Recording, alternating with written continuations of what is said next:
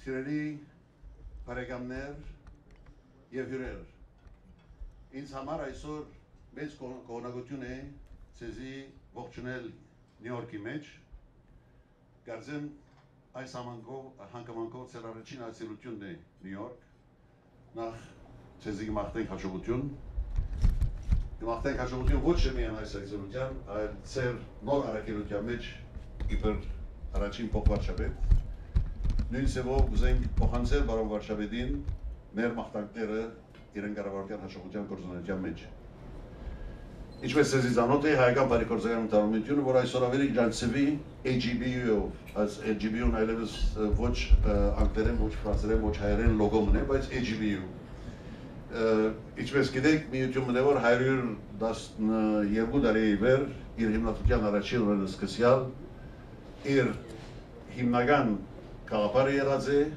եւ դեսլականը եղած է թիգուն կանգնել հայ ժողովրդին, հայրենիքին եւ հայ եկեղեցին։ Քանի որ համոզված ենք, որ առանց հայրենիքի հայությունը ապակա չկնար ունենալ։ Important to Armenians as a people, which is why some of you may be surprised to know partner with the government in this SDG lab, and that says a lot about our nation. Or can we be truly a viable nation on the global scene? So that's something we've been working on advancing. So I do want to just point to the whole presentation on this, but as many of you know, those 4 pillars had 112 years ago based on social and economic development, socioeconomic development.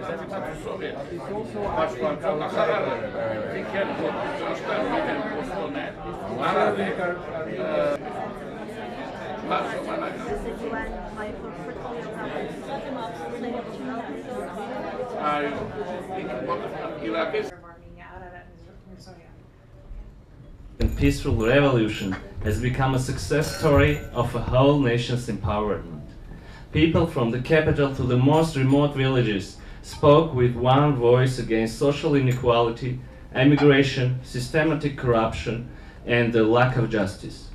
Peaceful civil disobedience and mass protests brought down a corrupt regime, paving the way for a democratic, just system of governance and sustainable economic growth. Armenia today is a completely different story from how it was known 3 months ago.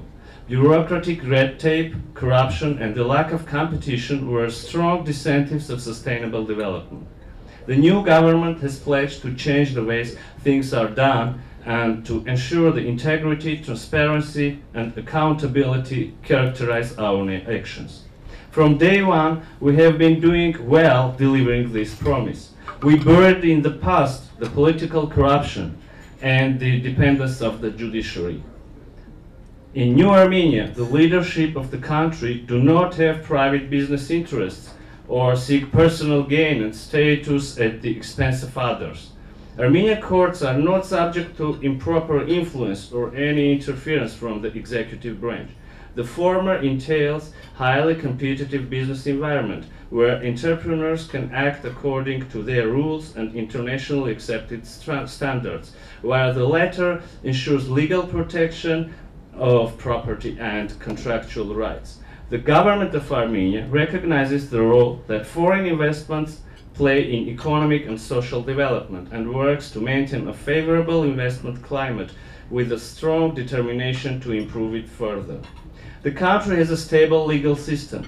Foreign investors are protected against nationalization. The participation of foreign investors in any economic activity, as well as the percentage of ownership of a local business, does not fall under any restriction.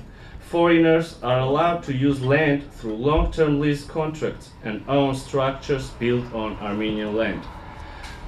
As for legal dispute settlement, it can be realized either by Armenian courts in case the state is a party to the dispute, or arbitration tribunals, or any other bodies resolving economic disputes. Armenia is also a signatory to the 1958 Convention on the Recognition and Enforcement of Foreign Arbitral Awards and International Convention on Investment Disputes. The United States-Armenia Bilateral Investment Treaty provides that if a dispute arises between an American investor and the Republic of Armenia, the investor may choose to seek remedy through binding international arbitration. A framework for intellectual property rights is also in place. The domestic legislation, including the 2006 law on copyright and related rights, provides for the protection of IPR on literary, scientific and artistic works, patents and other rights of invention, industrial design, know-how, trade secrets, trademarks and service marks. The Intellectual Property Agency in the Armenian Ministry of Economy is responsible for granting patents and for overseeing other IPR-related matters. Formal registration is easy and transparent. The database of IPR registrations is public, and applications to register intellectual property are published online for 2 months for comments by third parties. Armenia is an easy country for business purposes. The World Bank's Doing Business 2018 report ranks Armenia 47th among 190 countries in terms of the ease of doing business. I am confident that this ranking will improve further after the revolution in Armenia. Companies can register electronically. This one-stop shop was launched in 2011 and allows individual entrepreneurs and companies to reserve a company name and to obtain business registration and tax identification at a single location and at the same time. Armenia has double taxation treaties with 42 countries and grants various tax privileges and duty exemptions to foreign investors. Those cover, for instance, construction, IT companies, economic activities in border territories, large exporters, and capital investment-related imports.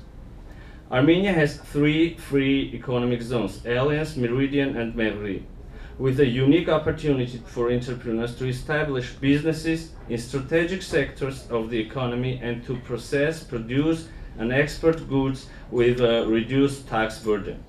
The law on free economic zones and the tax legislation grant exemptions from corporate profit tax, personal income tax, property taxes, the value-added tax, and customs duty payment obligations to companies operating within the zones. The banking system in Armenia is sound and well regulated. Non-performing loans are less than 10%, which is within acceptable international standards. There are no restrictions for foreigners to open bank accounts. Companies are free to open and maintain bank accounts in foreign currency, and there are no minimum capital requirements. There are no controls on foreign exchange accounts or currency transfers. Armenia functions as a gateway to major markets through its membership in the Eurasian Economic Union. That is a market of 182 million people, as well as free trade agreements with other CIS countries plus Georgia, preferential trade agreements with the European Union, the United States of America, Canada, Japan, Switzerland, and Norway, and its proximity to Iran and the Middle East. Armenia is one of very few countries that have the opportunity to access the improved regime of generalized scheme of preferences with the EU countries. It can trade under GSP Plus on a unilateral basis, which enables exporting over 7,000 types of products to European Union countries under zero-rated or reduced tariffs. Armenia's human capital is one of our strongest resources. The labor force is well educated, particularly those involved in the health, science, technology, engineering, and IT sectors.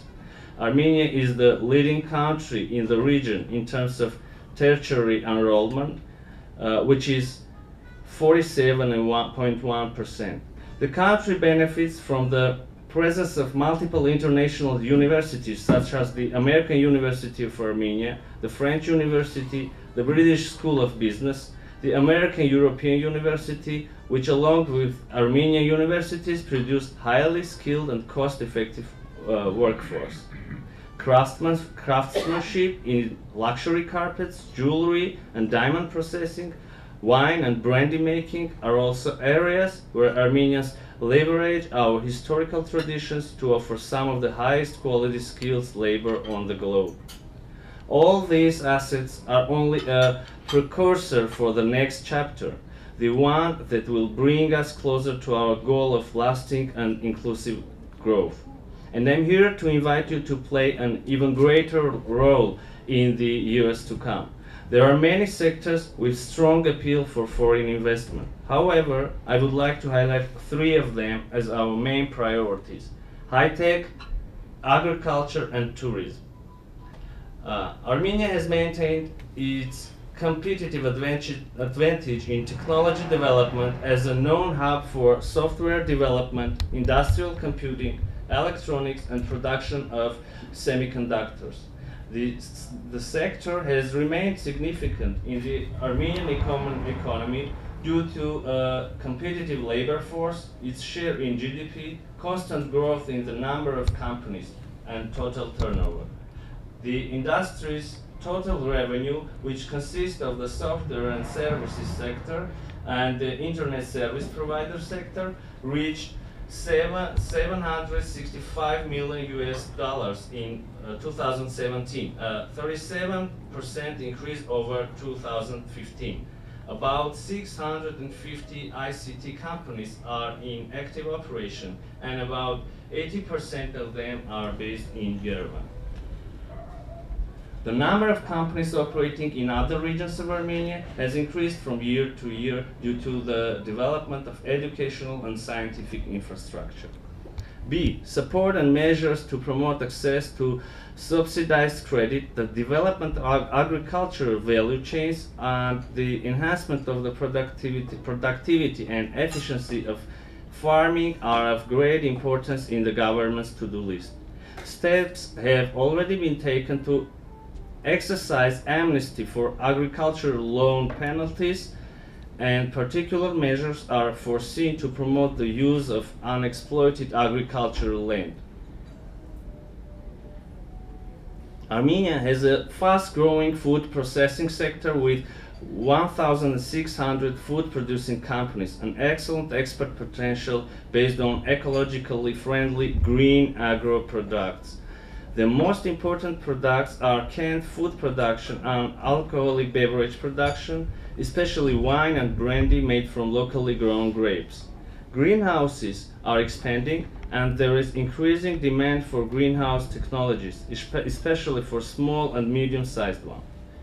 There are opportunities for manufacturing high-value and organic products, processed and unprocessed fruits and vegetables with modern packaging which comply with international food safety standards. And C. Armenia has huge unrealized potential in the tourism sector. The country has always stood out with rich cultural and architectural heritage, featuring 3 UNESCO World Heritage Sites, medieval monasteries, churches, fortresses, and a uniquely beautiful landscape. Therewith, the revolution has improved the country's image, turning it into a unique asset for nation's branding. This poses a challenge for the new government to implement an effective action plan of infrastructure investment, urban regeneration, cultural heritage restoration, tourism product development, and diversification in order to back up the newly shaped reputation. We plan to attract new carriers and significantly increase the number of flights while reducing prices on more competitive routes. We plan to improve the domestic infrastructure. We plan to target eco, gastro, extreme, and ethno segments of tourism to promote Armenia's competitiveness in international markets. Armenia is open and waiting for you. There is unrealized economic potential which we need to unleash together. The diaspora can be a precious source of not only investments but also know-how and new energy. With that said, there is and will continue to be a level playing field for all investors. We trust that this is the right period for finding innovative and impactful solutions towards achieving our vision of a new Armenia. Our goal is to achieve real changes in Armenia, which will ensure freedom, happiness, and prosperity of our citizens. Ladies and gentlemen, This is what I wanted to share as a first message. If you have questions, I will be happy to answer. Thank you very much. And good luck.